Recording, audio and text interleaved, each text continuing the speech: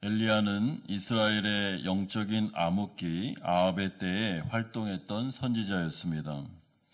아합은 이전의 왕들보다 특히 여로보암의 금송아지 배도보다도 더 심하게 우상숭배를 저질렀던 왕이었습니다. 이 사람은 시돈 사람 엣바알의 딸이었던 이세벨을 아내로 택해 이스라엘 전체를 바알 신앙으로 바꿔버린 장본인입니다. 이세벨은 이스라엘 내에서 여호와의 선지자들을 대대적으로 숙청하고 여호와의 단을 모조리 허물어 버린 다음에 왕궁에 바알과 아세라 선지자를 양성하는 바알 신학교까지 세운 여자였습니다. 그리고 그 신학교 학생이 무려 바알 선지자 450명과 아세라 선지자 400명, 도합 850명이나 되었습니다. 그러니까 이스라엘 백성들의 영적인 상태가 어느 정도였겠습니까? 이에 하나님은 이스라엘 전체에 무려 3년 6개월 동안 극심한 가뭄의 징계를 내리십니다. 그래서 마지막까지라도 회개하고 돌아올 수 있는 기회를 제공하고 계십니다. 하지만 이스라엘 백성들은 끝내 우상 숭배의 배도에서 돌아오지 않게 됩니다. 그리고 하나님은 3년 6개월의 극심한 기근 동안 엘리야를 까마귀와 사르밧과부를 통해 먹이시고 입히심으로 오직 생명과 양식을 주시는 분은 바알과 아세라가 아니라 하나님 한 분뿐이심을 알려주십니다. 따라서 이러한 11개의 역사를 통해 하나님께서 우리들에게 하고 싶은 이야기가 있는데, 그것은 어떤 상황 가운데서도 오직 생사화복을 주관하시는 하나님만을 의지하라는 메시지입니다. 절대로 우상숭배하지 말고 끝까지 하나님만을 붙잡으라. 이것이 바로 성도들에게 해주시는 말씀입니다. 그럴 때 하나님은 기적을 통해서라도 또한 자신의 백성을 먹이고 입히시는 분이심을 말씀해주고 있습니다. 그러므로 성도에게 있어 삶의 중심에는 항상 하나님이 계셔야 되고, 하나님을 향한 예배와 그분을 의지하는 기도, 그리고 신앙 고백에 걸맞는 삶이 있어야 됨을 말씀하십니다. 그러므로 오늘 우리가 첫 번째로 살펴볼 내용은 사르밧 과부의 불완전한 믿음이 17절에서 18절까지에 나오고 있습니다. 오늘 본문 17절은 사르밧 과부의 과정에 하나님의 기적과 은혜가 임한 이후에 다시 엄청난 위기가 닥치는 것을 말씀하고 있습니다. 2일 후에 그 집 주인 되는 여인의 아들이 병들어 증세가 심히 위중하다가 숨이 끊어진지라. 얼마 전까지 사르밧 과부와 그의 아들은 극심한 가뭄으로 인하여 밀가루 한 웅큼 그리고 기름 조금으로 빵을 만들어서 한 끼 식사를 한 다음에 죽으려고 마음을 먹었습니다. 하지만 엘리야를 영접한 이후에 이 가정은 엄청난 기적의 역사를 매일같이 반복하여 경험하게 되는데, 밀가루를 담아두었던 항아리와 기름병의 기름이 떨어지지 않는 역사가 나타나게 됩니다. 그래서 이들은 하나님의 은혜와 도우심으로 생명을 계속 연장받는 은혜를 경험하게 됩니다. 그런데 이때 느닷없이 어떤 일이 발생했는가? 사르밧 과부의 아들이 시름시름 앓다가 갑자기 숨이 끊어져서 사망하는 일이 일어났습니다. 여러분, 이때 이 여인이 18절과 같이 반응하고 있습니다. 여인이 엘리야에게 이르되 하나님의 사람이여, 당신이 나와 더불어 무슨 상관이 있기로 내 죄를 생각나게 하고 또 내 아들을 죽게 하려고 내게 오셨나이까? 우리는 이 여인의 반응에 주의해야 되는데, 왜냐하면 이 여인이 엘리야를 지금 하나님의 사람으로 호칭하고 있기 때문에 그렇습니다. 여러분, 여기서 하나님의 사람이다라는 말은 엘리야의 하나님은 살아계시다, 그리고 기적의 역사를 이루시는 분이심을 그가 분명히 믿고 있는 신앙 고백입니다. 따라서 이러한 사실을 통해 이 여인은 이스라엘의 하나님 여호와를 섬기기로 결정한 다음에 지금으로 말하면 회심한 크리스찬이 맞습니다. 그럼에도 불구하고 이 여인의 믿음에는 한계가 있었습니다. 그것은 엄청난 위기 가운데서 이방의 우상을 섬길 때와 같이 여전히 하나님을 비인격적인 분으로, 그리고 신앙을 인과응보식으로 그는 생각하고 있었습니다. 그러므로 사르밧 과부는 자신의 아들의 죽음을 자신의 죄와 연결시키고, 그래서 하나님이 진노하셨으며 하나님이 심판하고 계시다라고 단정 내리고 있습니다. 그래서 엘리야를 향해 나와 무슨 상관이 있습니까? 이 말은 나와 상관도 없는 당신이 왜 우리 집에 들어와서 이렇게까지 나를 고통스럽게 합니까? 나의 죄로 인해 큰 재앙을 당하게 하시는 이유가 무엇입니까? 라고 원망하고 있습니다. 여러분, 따라서 이 여인은 지금 여태까지 엘리야를 영접함으로써 그가 받았고 누렸던, 매일같이 반복해서 일어나고 있었던 그 은혜와 축복과 지금 일어난 이 재앙을 연결시키지 않고 분리시키고, 마치 하나님께서 축복을 주셨다가 은혜를 주셨다가 때로는 막 마음이 바뀌어서 재앙을 내리고 이런 변덕스러운 하나님인 것처럼 생각하면서 지금 원망을 하고 있습니다.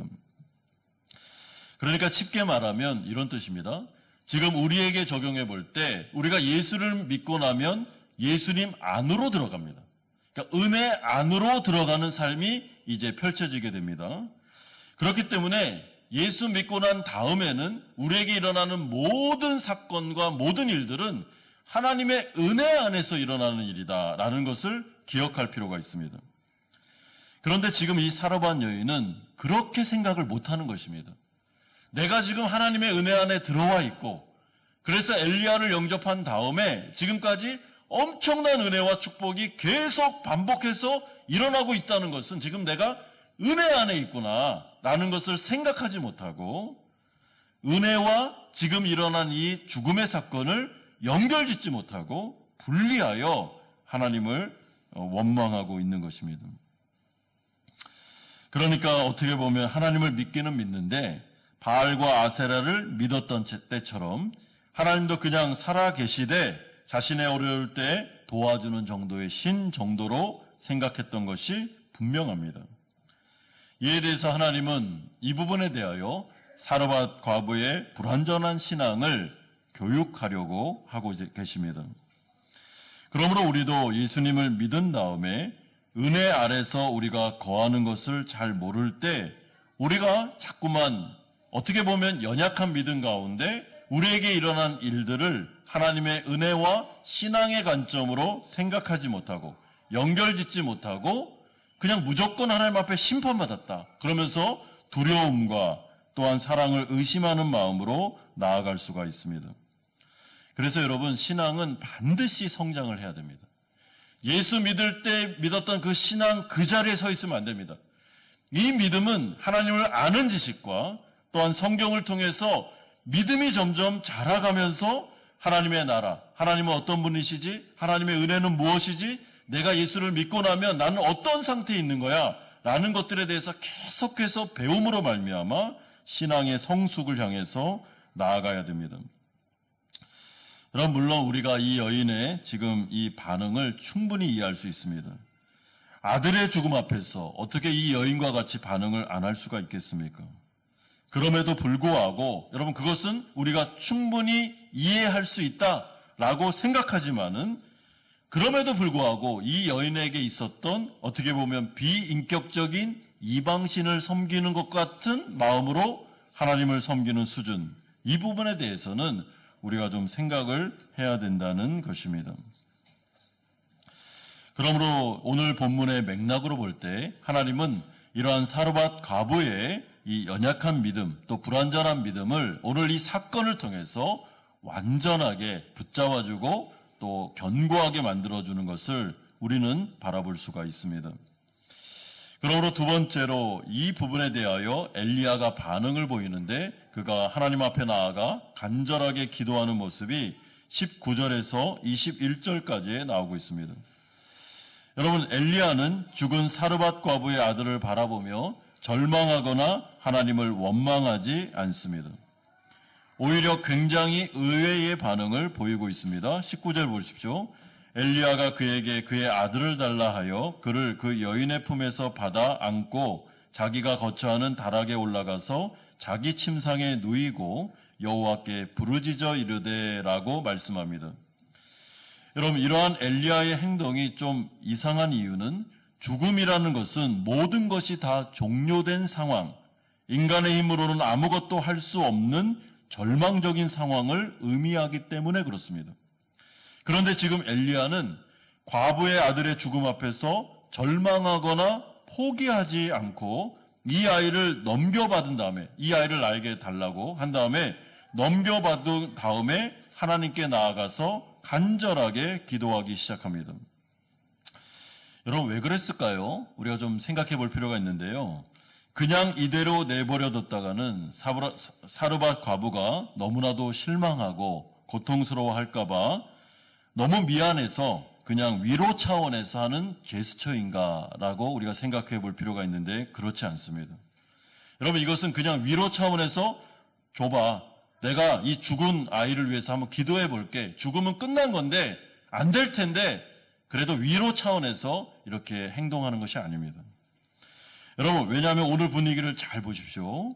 지금 엘리야는 사르밧 과부의 아들을 이렇게 달라고 한 다음에 딱 붙잡고 난 다음에 그가 기도하고 있는데, 기도하는 척을 하는 게 아니라 실제로 이 아이가 살아날 것을 믿는 마음으로 확신을 가지고 기도하고 있구나라는 것을 우리가 깨닫게 됩니다. 여러분, 그렇다면 이 엘리야가 어떤 확신을 가지고 기도하는 중일까 생각해 볼 필요가 있는데요. 저는 이러한 상황 가운데 엘리야가 자신의 믿음을 가지고 진지하게 생각했을 거라고 생각합니다. 즉, 자신이 아는 하나님, 인격적이고 자비롭고 긍휼이 풍성하신 하나님, 그리고 하나님은 모든 것들을 정확하게 계획하시고 섭리하셔서 인도하시는 하나님, 그가 알고 있었던 하나님을 생각하고 유추해 봤을 때, 지금 이 사르밧 과부의 집안에 일어난 이 엄청난 사건, 어떻게 보면 심판도 같은 이 절망적인 사건은 분명히 하나님에게 있어서 무슨 이유가 있다라는 생각을 했던 것 같습니다. 여러분, 그 근거가 무엇입니까? 이 엘리야는 자신이 사르밧 과부에 들어올 때 하나님이 가라고 해서 온 것입니다. 자기가 가고 싶다고 해서 온 것도 아니고, 이 사르밧 과부라는 사람이 있는 줄도 몰랐습니다. 그리고 하나님께서는 그 가운데 엄청난 약속을 줬는데, 엘리야를 통해서 이 가정 가운데 계속해서 은혜가 올 거다. 그러니까 저기 있는 그 밀가루를 담은 항아리에 밀가루가 떨어지지 않을 거고, 기름병에 기름이 마르지 않을 거다라는 약속을 주면서 계속 엘리야를 통해서 사르밧 과부에게 한 말이 뭐냐면, 너희 가정에 하나님의 은혜가 떨어지지 않을 거다라는 이야기를 계속 반복적으로 해주셨고, 그리고 시간이 상당히 한 몇 년이 흘렸겠죠. 그런 다음에 지금까지도 밀가루가 떨어지지 않고 기름이 떨어지지 않는 기적을 지금 이 사르밧 과부가 계속 경험하고 있는데, 그 가운데 이런 어려움이 생긴 것입니다. 그러므로 엘리야는 이 문제를 기도하기 전에 분명히 생각했던 것이 틀림없습니다. 왜 이런 일이 일어났는가? 아니, 하나님께서 보내셔서 은혜를 줄 거라고 하셨고, 내가 이 가정을 통해서 건사받게 하시고, 이 가정을 통해서 하나님의 기적의 역사가 나타날 거라고 하셨는데 왜 이런 일이 일어났을까 생각했겠죠. 그러면서 그가 하나님 앞에 나아가서 이렇게 질문합니다. 20절에 내 하나님 여호와여, 주께서 또 내가 우거하는 집 과부에게 재앙을 내리사 그 아들이 죽게 하셨나이까? 여러분, 이것은 결코 원망의 기도가 아닙니다. 오히려 이러한 상황에 대해서 하나님 앞에 어떤 생각을 가지고 진지하게 하는 질문입니다. 그러니까 이런 뜻입니다. 하나님, 도대체 왜 이런 일이 이 가정에 일어났습니까? 그렇다면 여태까지 하나님께서 이 가정에 베풀어 주신 하나님의 은혜는 무엇입니까? 혹시 정말 이 여인의 죄 때문에 이 아이가 죽은 게 맞습니까? 아니면 또 다른 하나님의 계획, 하나님의 뜻이 있습니까? 라는 질문입니다. 그러므로 저는 하나님 나라 백성들이 큰 위기나 어려움을 만났을 때 사르밧 과부처럼 하지 말고 엘리야 선지자처럼 반응하는 것이 믿음의 행동이라고 생각합니다. 여러분, 사르밧 과부는 지금 이 문제를 은혜 안에서, 은혜 차원에서 이해하거나 생각할 줄을 모르고 있습니다. 믿음이 불완전하기 때문입니다. 그러나 엘리야는 이 모든 맥락을 하나님의 은혜와 그분이 여태까지 하셨던 그분의 섭리와 계획 안에서 이 문제를 생각하며 질문하며 기도하고 있습니다. 그러므로 이러한 질문 가운데, 그러한 생각 가운데, 엘리야의 믿음 가운데 그가 내린 결론이 무엇입니까? 오늘 이 가정에 일어난 이 사건은 분명히 하나님의 은혜 안에서 이루어지는 것이며 또 다른 하나님의 계획이 있을 거다라는 것이 엘리야의 마음이었고, 그렇기 때문에 엘리야가 그 여인에게 죽은 아들을 바라보면서 과부여, 아이가 죽었습니다. 그러면 이제 끝난 겁니다. 라고 말하지 않고 그 아이를 나에게 달라. 그리고 그 아이를 데리고 다락방, 자기가 거처하는 다락방으로 올라가서 이제 그 아이를 위해서 기도하기 시작합니다. 여러분, 22절과 같은 확신의 기도가 나옵니다. 그 아이 위에 몸을 3번 펴서 엎드리고 여호와께 부르짖어 이르되 내 하나님 여호와여 원하건대 이 아이의 혼으로 그의 몸에 돌아오게 하옵소서 하니. 여러분, 여기서 엘리야가 죽은 아이의 몸에 자신의 몸을 3번씩이나 포개면서 기도한 이유는 엘리야의 마음속에 이 죽음은 아이를 하나님께서 반드시 살리실 거라는 확신을 가지고 그가 기도했다는 것을 보여주고 있습니다. 여러분, 그렇기 때문에 이 아이에게 자신의 몸을 이렇게 포겠다라는 것은 하나님, 저에게 있는 이 생명이 이 아이에게도 있을 줄 믿습니다. 하나님, 저에게 있는 이 생명이 이 아이에게 이양되듯이 지금 이 아이의 혼이 나갔는데 숨을 쉬고 있지 않은데 하나님, 제가 지금 호흡하듯이 그 호흡을 이 아이에게도 주십시오 하면서 그 아이의 몸과 자신의 몸을 완전히 이치시키면서 포개고 있습니다. 여러분, 엘리야가 이 아이가 누워있는 상태에서 자신의 몸을 완전히 이치시키면서 포갤 때 여러분, 그의 마음속에 어떤 마음이 있었을까요? 이 아이가 살아날까? 살지 못할까라는 생각이 있었을까요? 아니면 반드시 살 거다라는 마음으로 포기했을까요? 여러분, 이 부분에 있어서는 신학자들의 해석이 분분합니다. 근데 저는 분명한 확신을 가지고 포기했을 거다라고 생각합니다. 왜냐하면 그는 이 모든 일들 가운데 생각하기 시작했고, 그리고 이 상황을 하나님의 은혜 안에서 은혜의 관점으로 바라보기 시작했고, 근데 아무리 생각해도 하나님이 사르밧 과부에게 여태까지 주신 은혜가 너무 많은데 지금 갑자기 그의 죄를 생각나게 하면서 아들을 죽여버린다? 여러분, 이것은 맞지가 않습니다.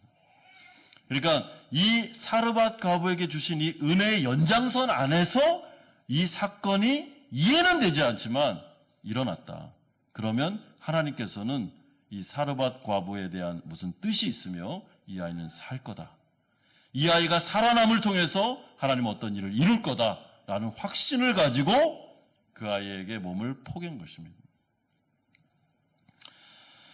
여러분, 그러므로 엘리야는 행동은 간절함 그 이상이다라는 것을 생각하셔야 됩니다.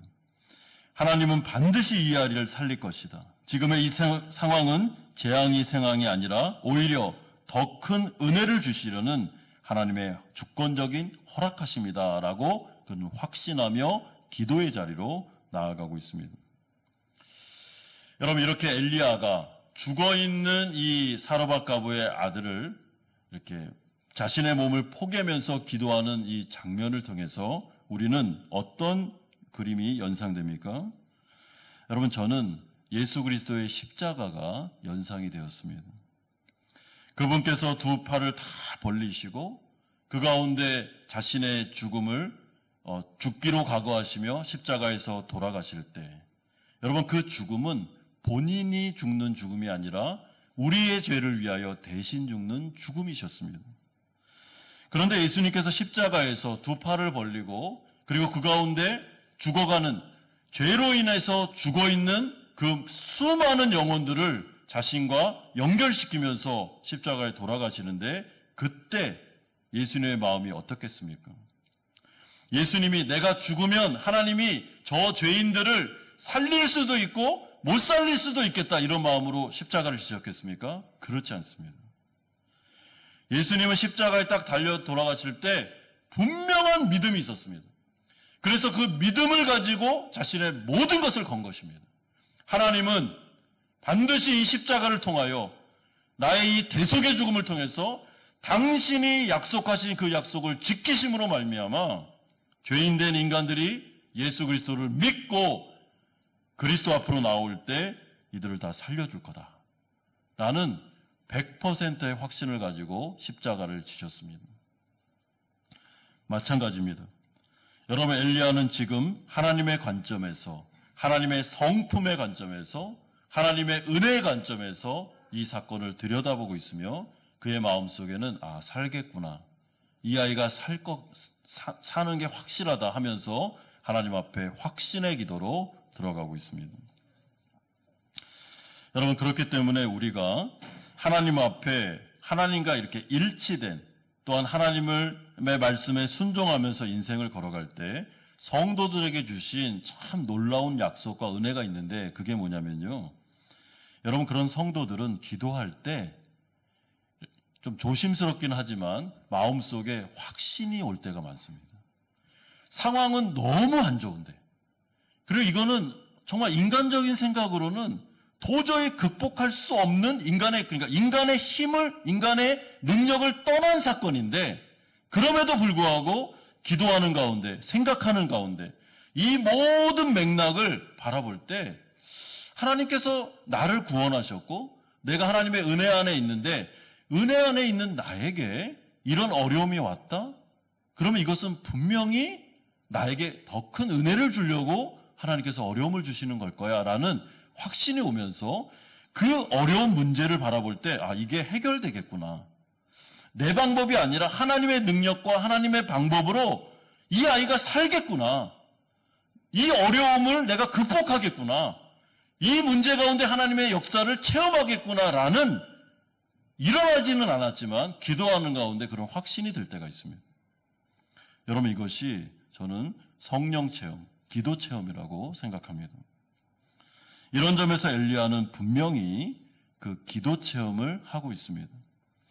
그러므로 마지막 세 번째로 이 사건을 통해 완전한 믿음으로 나아가는 사르밧 과부의 모습이 22절에서 24절에 나오고 있습니다.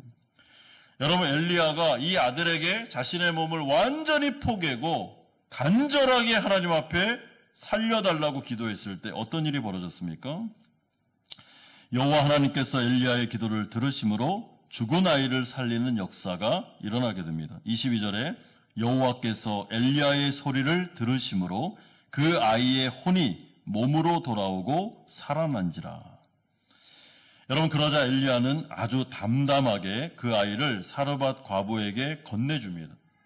마치 자기는 이럴 줄 알았다라는 생각을 가진 것처럼 그 아이를 데리고 그냥 담담하게 그 여인에게 줍니다.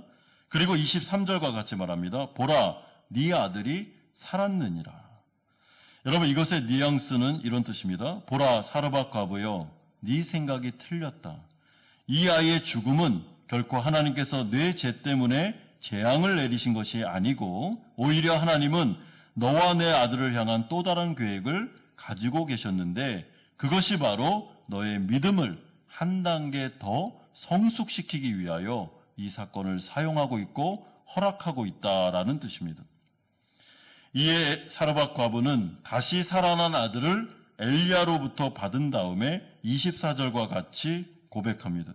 내가 이제야 당신은 하나님의 사람이시요 당신의 입에 있는 여호와의 말씀이 진실한 줄 아노라라고 고백합니다. 여러분, 여기서 당신은 하나님의 사람이십니다 라는 고백은 이미 18절에서 한 고백입니다. 그렇기 때문에 여기서 중요한 고백은 당신은 하나님의 사람입니다, 여호와 하나님은 살아있고 기적을 베푸는 분입니다 라는 고백이 아니라, 그것보다 더 중요한 고백은 당신의 입에 있는 여호와의 말씀은 진실합니다 라는 고백입니다. 이 고백이 오늘 이 24절에서 아주 중요한 고백이 되는 것입니다. 그리고 이것이 바로 기독교에서 말하는 참된 신앙이며 참된 믿음의 본질임을 우리는 기억할 필요가 있습니다. 왜냐하면 여호와 하나님은 이방신과 다릅니다. 여러분, 우상과 다릅니다. 우상은 죽어있는 인간이 의미를 부여해서 만들어낸 신들입니다. 그렇기 때문에 모든 이방신들의 우상들의 특징은 말을 못합니다. 말을. 여러분, 말하는 우상들 없습니다. 그런데 여호와 하나님의 놀라운 기독교의 특징 중에 하나는 살아계신 하나님은 말씀하시는 하나님입니다. 그래서 창세기 1장 1절부터 나오는 것이 뭐냐면 여호와께서 말씀으로 천지를 창조하십니다. 하나님께서는 늘 언제나 말씀으로 자신의 백성들을 인도하십니다. 언약을 주십니다. 그리고 언약을 맹세하고 그 언약을 지키시는 방식으로 자신의 백성들을 통치하십니다. 여러분, 이것이 이방에 있는 우상 숭배하는 사람들과 이 기독교가 현저하게 차이가 나는 부분입니다. 그러므로 제 생각에 엘리야는 여러분 3년 6개월 동안 비가 오지 않았기 때문에 아마 사르밧 과부의 엘리야가 머문 기간은 적어도 2년 정도는 됐을 겁니다. 그런데 그 기간 동안에 제 생각에 엘리야가 사르밧 과부에게 다락방에 거처하면서 많은 하나님에 대한 이야기를 했던 것 같습니다. 하나님의 말씀이죠. 여러분, 하나님은 어떤 분이시고 여호와 하나님은 여기에 있는 밀가루통에 있는 항아리를 떨어지게 않는 이런 기적의 하나님일 뿐만 아니라 그분은 인격적인 분이시고 그분은 긍휼과 자비가 풍성하신 분이시며 이 엘리야 선지자는 모세오경에 능통한 사람이니까 얼마나 많은 사르밧 과부에게 하나님의 말씀을 반복해서 가르쳐 줬겠습니까? 그러므로 이방신들과 다르다. 하나님은 언약의 말씀, 언약을 통하여 통치하시는 분이시고 여호와 하나님은 이런 분이다 라고 말씀해 줬을 게 분명합니다. 그런데 이 사르밧 과부는 그 말씀을 귀담아 듣지 않았을 겁니다. 여러분, 말씀 중심의 신앙이 아니라 기적 중심의 신앙입니다. 그러니까 이 기적이 일어났구나. 아, 그래. 바알과 아세라처럼 정말 여호와도 대단한 신이구나. 내가 이제부터 여호와 하나님을 믿을게. 그러고 나서 회심하긴 했는데 거기에서 말씀 신학으로는 들어가지 못했구나라는 생각을 하게 됩니다. 그런데 오늘 이 죽은 아이가 다시 살아나는 이 사건을 통해서 그가 깨닫게 되는 것이 무엇인가 하면요. 여러분, 죽은 자가 살았다는 것은 부활이기도 하지만 창조이기도 합니다. 이거는 일어날 수 없는, 인간의 영역에서는 일어날 수 없는 것입니다. 그러니까 지금 이 사건을 통해서 사르밧 과부가 목격한 게 무엇인가 하면 여태까지 자기가 하나님을 믿기는 믿었지만 바알과 아세라 수준에서 믿었던 그 불완전한 신앙에서 죽은 자가 부활하는 이 사건을 딱 보면서 완전히 신앙의 변화가 일어나게 됩니다. 그러면서 엘리야가 여태까지 했던 그 엄청난 하나님에 대한 말씀, 지금으로 표현하면 엄청난 복음, 하나님의 언약, 하나님의 그 놀라우신 그 구약 성경에 기록된 그 하나님의 모든 말씀들은 엘리야에서 입에서 선포된 그 말씀들은 진짜 사실이고 진실이었구나. 다 성취되는 말씀이구나라는 것을 이 사건을 통해서 깨닫게 되고, 그러므로 사르밧 과부는 엘리야에게 무슨 고백을 합니까? 여러분, 죽은 자가 살아났으면 와, 하나님 대단합니다. 죽은 자도 살렸네요. 이렇게 말해야 되는데 당신의 입에서 나오는 말씀은 다 진실합니다. 당신이 여태까지 나에게 했던 모든 말씀은 다 진실된 말씀이라는 것을 내가 이제야 알았습니다. 라고 하면서 어떻게 해요? 말씀 중심의 신앙으로 나아가게 됩니다. 여러분, 이런 점에서 기독교 신앙 가운데 가장 중요한 핵심이 무엇인가? 그것은 기적을 통해 하나님을 알 수는 있습니다. 그러나 그것보다 더 중요한 것은 성경 말씀을 믿는 믿음을 통하여 신앙이 자라가는 것입니다. 물론 신앙이 어릴 때는 기적의 체험이 필요합니다. 그렇지 않으면 사르밧 과부와 같은 이방 여인은 하나님을 믿을 여지가 별로 없습니다. 그래서 계속 반복적인 기적을 하나님 주셔서 그 여인을 구원하신 것입니다. 하지만 출발은 기적 체험으로 할 수 있지만 매 순간마다 기적만을 강구해서는 안 됩니다.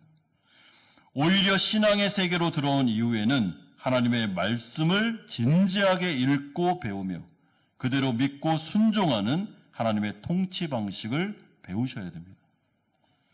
여러분, 사람들은 계속해서 하나님 앞에 눈으로 보여주세요 라고 하는데 하나님 우리에게 뭐라고 얘기합니까? 귀로 듣는 하나님의 말씀이 더 중요하다라고 말씀하십니다.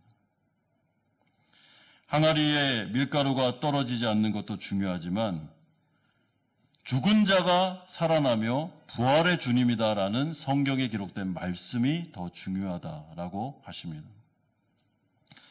이런 점에서 성경은 놀랍게도 하나님의 엄청난 약속이 기록되어 있습니다. 그렇기 때문에 이 성경은 보화 중에 보화입니다. 여러분, 보물 창고입니다. 여기에는 살아 역사하는 하나님의 약속들이 너무나도 많이 기록되어 있습니다. 문제는 이 말씀을 귀담아 듣지 않을 뿐만 아니라 이 말씀을 중요하게 여기지 않는 것입니다. 계속해서 하나님 앞에서 눈으로 보여주세요. 안 그러면 못 믿겠습니다. 여러분, 이 믿음이 좋아 보이지만은 사실은 진짜 좋은 믿음은요, 눈으로 보여주지 않아도 기록되어 있는 하나님의 말씀을 그대로 믿겠습니다. 그리고 이 믿음으로 한번 살아보겠습니다 하는 것이 정말 좋은 믿음입니다. 여러분, 이런 점에서 사르밧 과부가 드디어 고백합니다. 여호와의 말씀은 진실입니다. 제가 이 말씀을 이제 믿겠습니다. 그리고 이 말씀을 믿는 믿음으로 살아보겠습니다 라는 이 신앙이 엄청난 신앙으로 성숙하고 있습니다. 그런데 이러한 믿음은 우리가 주일날 살펴보고 있는 이 누가복음에도 한 여인을 통해서 동일한 믿음이 나오고 있습니다. 마리아죠. 마리아가 뭐라고 고백합니까? 주의 여종입니다. 주의 말씀대로 이루어지이다. 저는 당신의 말씀을 믿습니다. 그리고 그는 하나님의 놀라운 은혜의 자리로 나아가게 됩니다. 그러므로 하나님은 오늘 이 말씀을 통해서 사르밧 과부의 신앙을 한 단계 높여주심과 동시에 우리에게도 도전하고 계십니다. 여러분, 우리가 하나님의 말씀을 듣고 하나님의 말씀을 읽으며 정말 이 기독교 역사 가운데 우리의 선조들이 그렇게까지 선교를 각오하고 목숨을 내놓으면서까지 이 성경 66권을 우리의 손에 들려준 것은 하나님의 놀라운 은혜입니다. 그러므로 이 성경에 나와 있는 이 모든 약속들을 만약에 우리가 읽고 묵상하고 마음으로 담고 그리고 이 약속대로 한번 주의 여종입니다. 제가 살아보겠습니다. 그러면서 하나님의 말씀에 순종하면서 나아갈 때 여러분, 그때 어떤 일이 벌어지냐면 부활의 신앙을 체험합니다. 하나님의 말씀이 나의 삶을 통해서 이루어지는 것을 경험합니다. 분명히 이것은 안 되는 상황입니다. 지금은 절망적인 상황입니다. 이건 아무리 인간적인 힘과 능력으로 해결할 수 없는 현실입니다. 그런데 그런 현실 가운데 하나님께서 오늘 나에게 계속 말씀을 주시는데 염려하지 마라. 하나님을 한번 믿어봐라. 하나님은 살아계시며 죽은 자도 살리시는 분이고 하나님은 이 모든 것들을 은혜 안에서 지금 다루고 계시니까 하나님을 끝까지 한번 믿어봐라 라는 성경에 기록된 하나님의 약속이 계속 나에게 들린다면 여러분, 그 순간에 우리가 선택해야 되는 것은 상황에 함몰되는 것이 아니라 나의 귀에 생생하게 들리는 성령의 음성, 그 약속을 붙잡는 것입니다. 그러면 그 약속대로 됩니다. 여러분, 이것이 기독교 신앙의 핵심입니다.